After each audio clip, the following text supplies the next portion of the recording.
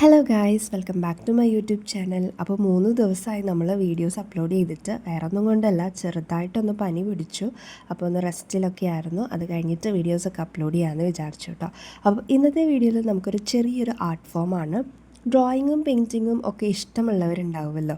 പക്ഷേ ചിലവർക്കുണ്ടാവും ഡ്രോയിങ് എങ്ങനെ ചെയ്യണം എന്നറിയില്ല, പെയിൻറ്റിങ് എങ്ങനെ ചെയ്യണം എന്നറിയില്ല, എന്തൊക്കെ കളർ കോമ്പിനേഷൻ സെലക്ട് ചെയ്യണം എന്നറിയില്ല. അങ്ങനെയുള്ളവർക്ക് യൂസ്ഫുള്ളായിട്ട് ഈസി ആയിട്ട് ചെയ്യാൻ വേണ്ടിയിട്ട് പറ്റുന്ന ഒരു ആർട്ടാണ് ലീഫ് ഇംപ്രഷൻ ആർട്ട്. ഇതൊരു വാൾ ഡെക്കർ ആയിട്ട് നമ്മൾ യൂസ് ചെയ്യുകയാണെങ്കിൽ നല്ല രസമായിരിക്കും കേട്ടോ. അപ്പോൾ ഇതെങ്ങനെയാണ് ചെയ്യാമെന്നുള്ളത് ഞാൻ കാണിച്ചു തരാം. അതിന് മുൻപേ നമ്മുടെ യൂട്യൂബ് ചാനൽ ആദ്യമായിട്ട് ആരെങ്കിലും കാണുന്നവരുണ്ടെങ്കിൽ ഒന്ന് വേഗം തന്നെ സബ്സ്ക്രൈബ് ചെയ്യുക. സബ്സ്ക്രൈബ് ചെയ്യുന്നതിൻ്റെ കൂടെ തന്നെ വരുന്ന ബെല്ലൈക്കൺ കൂടെ ഇനാബിൾ ചെയ്തിടുമ്പോൾ ഞാൻ അപ്ലോഡ് ചെയ്യുന്ന വീഡിയോസിന് നോട്ടിഫിക്കേഷൻസ് വരും. അപ്പോൾ മിസ് ചെയ്യാതെ കാണാൻ വേണ്ടിയിട്ട് പറ്റും. വീഡിയോസ് ഇഷ്ടപ്പെടുന്നവരുണ്ടെങ്കിൽ ലൈക്ക് ചെയ്യാനും ഷെയർ ചെയ്യാനും മറക്കല്ലേ കേട്ടോ. അപ്പോൾ ലീഫ് ഇംപ്രഷൻ ആർട്ട് ചെയ്യാൻ വേണ്ടിയിട്ട് 12x10 സൈസിൽ വരുന്ന ഒരു ക്യാൻവാസ് ബോർഡാണ് ഞാനിവിടെ എടുത്തേക്കുന്നത്.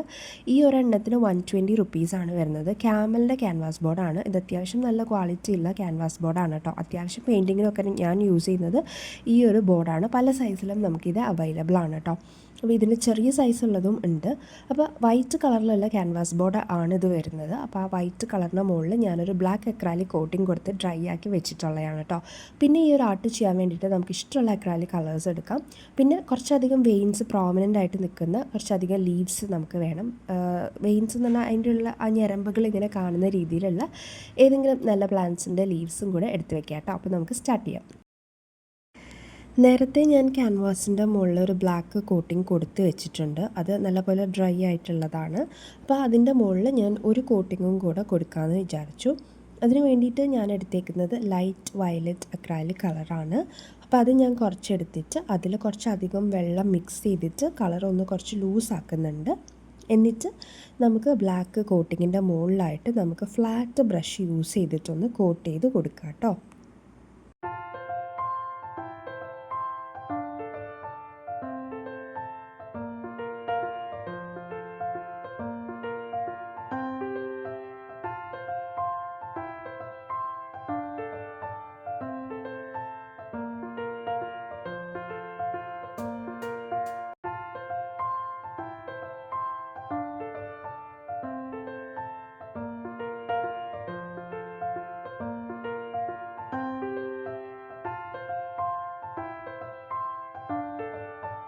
വയലറ്റ് ബാക്ക്ഗ്രൗണ്ട് കോട്ടിങ് കൊടുത്ത ശേഷം ഞാൻ ഒരു ലീഫ് എടുത്തിട്ടുണ്ട്.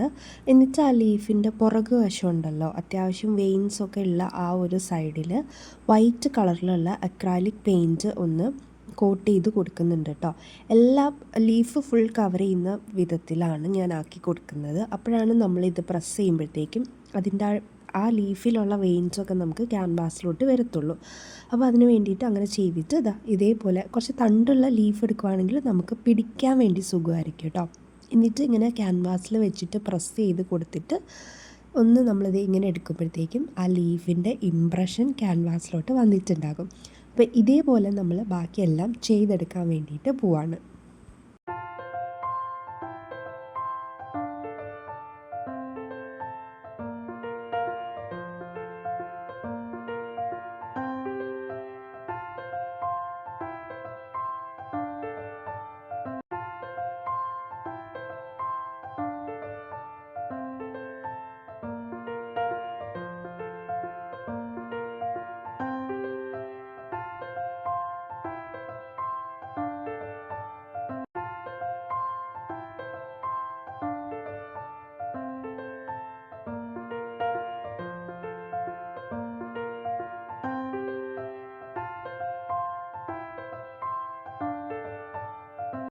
ക്യാൻവാസ് കംപ്ലീറ്റ് നമ്മളത് ലീഫ് ഇംപ്രഷൻസ് ചെയ്ത് കഴിഞ്ഞിട്ടുണ്ട്. ഇതേപോലെ ചെയ്യാം കേട്ടോ. വലിയ പെർഫെക്ഷൻസ് വേണമെന്നൊന്നുമില്ല. നമുക്ക് അവിടെയും ഇവിടെയും ലീഫ് അങ്ങനെ പ്രസ് ചെയ്തിട്ട് വേണം ചെയ്യാൻ വേണ്ടിയിട്ട്. ലീഫ് ഇംപ്രഷൻസ് ഒന്ന് ഉണങ്ങിയതിന് ശേഷം നമ്മൾ നേരത്തെ ചെയ്തിട്ടുള്ള ലൈറ്റ് വയലറ്റ് അക്രാലിക് കളർ എടുത്തിട്ട് കുറച്ച് വെള്ളം മിക്സ് ചെയ്തതിന് ശേഷം ഇതേപോലെ അതിൻ്റെ മുകളിൽ നമ്മളൊരു ലെയർ അപ്ലൈ ചെയ്ത് കൊടുക്കുകയാണ് കേട്ടോ.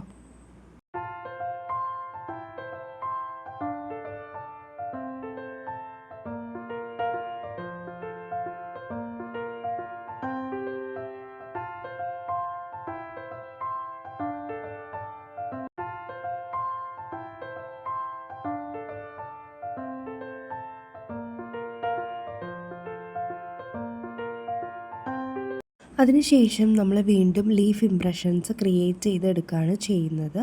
അത് ഫുൾ നമ്മൾ അവിടെയും ഇവിടെയുമായിട്ട് ചെയ്യുക. അപ്പോൾ ഫ്രഷ് വൈറ്റ് കളറിലുള്ളത് കിട്ടും.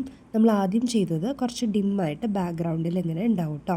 എന്നിട്ട് നമ്മൾ ഫ്രഷ്ലി നമ്മൾ ചെയ്തെടുത്തിട്ടുള്ള ഇംപ്രഷൻസിന് നമ്മൾ മെറൈൻ ബ്ലൂ കളർ യൂസ് ചെയ്തിട്ട് ജസ്റ്റ് ചെറുതായിട്ടൊന്ന് ഔട്ട്ലൈൻ പോലെ കൊടുക്കുന്നുണ്ട്, ഫ്രഷ്ലി ക്രിയേറ്റ് ചെയ്തിട്ടുള്ള ഇംപ്രഷൻ്റെ ചുറ്റുമായിട്ട്.